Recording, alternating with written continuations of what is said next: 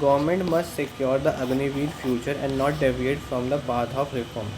So, back in 2 to 3 years, the government has introduced a scheme of the agneeveer, which is kind of the internship for the soldier.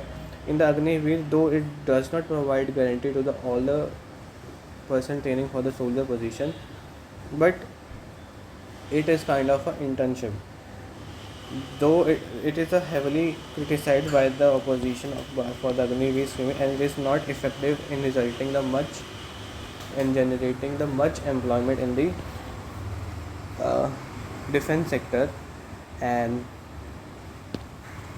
the Agnipesh scheme, introduced as a major reform in the 2022 by the Modi government, was subject to a political storm recently Parliament, with the opposition demanding its scrapping.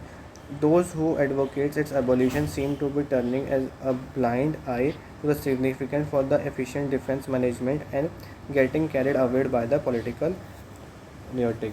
So opposition is continuously demanding to drop this scheme, and as it is reducing, not resulting in the much as expected return, not return but benefit to the society. The last 5 years have been a federal defense reforms for strengthening the armed forces, attaining self-reliant opportunity for the opportunity in defense technology. The decision to have the theater commands corporatizing or lens factories, promoting the domestic manufacturing and export, and some export are among the key reform. But Agnipath scheme will have transnational impact and stands out among the boldest defense reform attempted to ever since independence.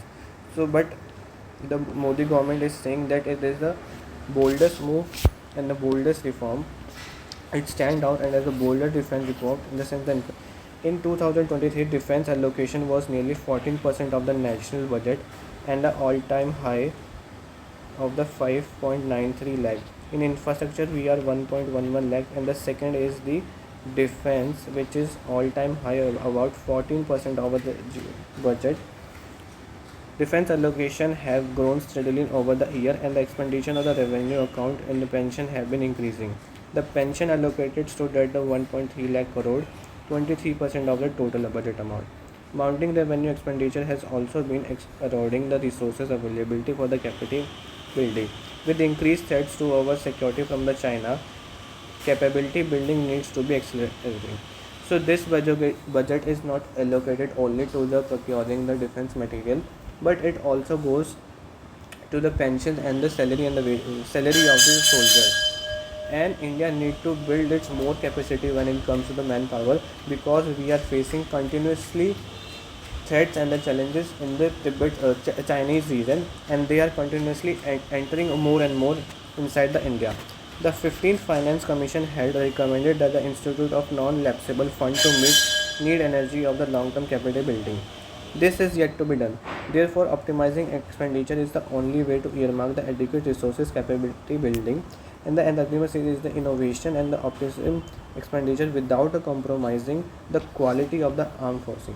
So again, they are saying that this is a very bold move and can help India to build a better quality of the commandos and the soldier, and also in a cost effective manner. But the opposition is criticizing that though we are looking at the cost cutting through the Agni scheme, but what about those soldiers that may not be selected post Agnipath, and they will how they will what they will be doing in the future also. One of the expected outcome of the scheme is that armed forces will have a much younger force, recruiting those 17 to 20 years and retaining only 25, thus reducing the average age of the Indian soldier. In many countries like US, young people have been armed forces after the rendering short-term service to 2 to 6 years. Many countries have relied really on the service.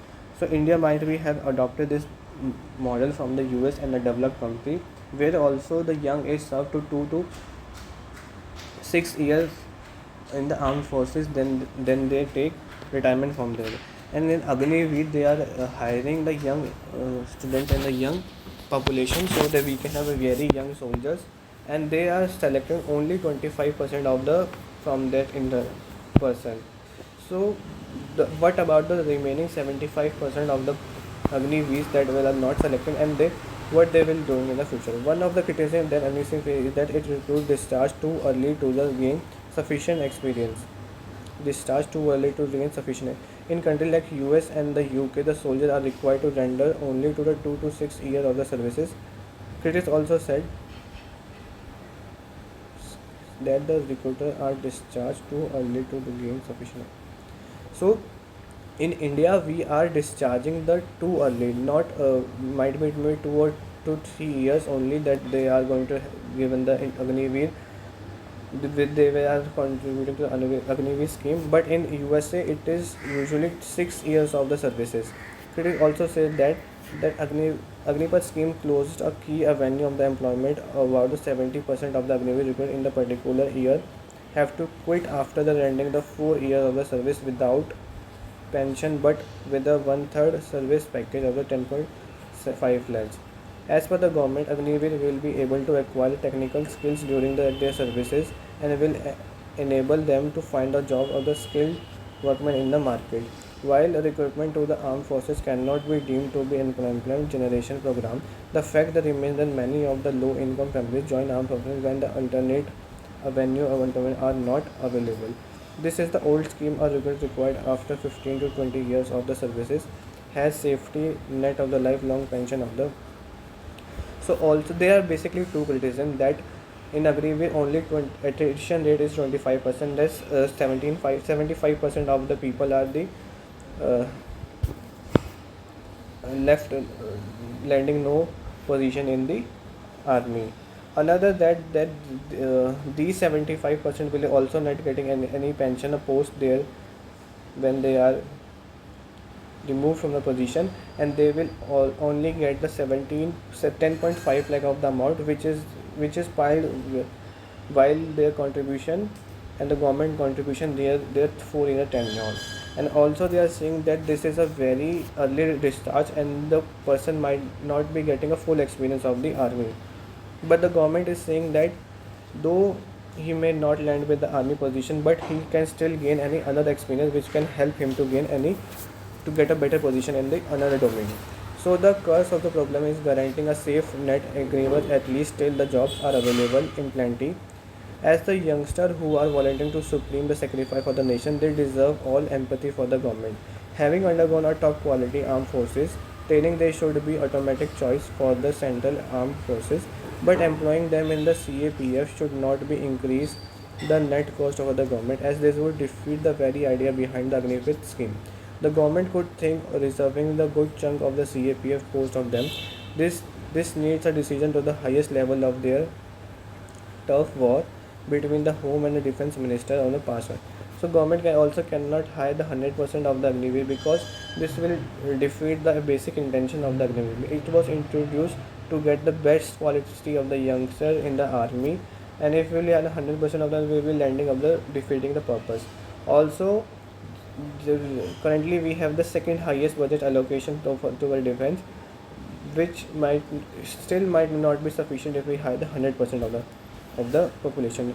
Defense public sector and the absorb could absorb many. The discharged agniveer who want to pursue the study should be assisted by the scholarship. The private sector could also employ them as a part of the corporate social responsibility. Those desirous to running a small business could also provide a mudra loan. So the government is saying that you have to be self-reliant post the if you are not able to qualify in the agniveer, you can start a small business taking a loan from the mudra facility. You can do another internship after the agreement which can be funded by the private company using their CSR fund, or you can, if you want to study higher, we can provide you scholarship. So these are the some alternatives as government is doing, which is not very good. Path breaking reforms should not be because someone makes political issue of the game. At the same time, reform should be made palatable enough to public at the large avoidable backlash. The paralysis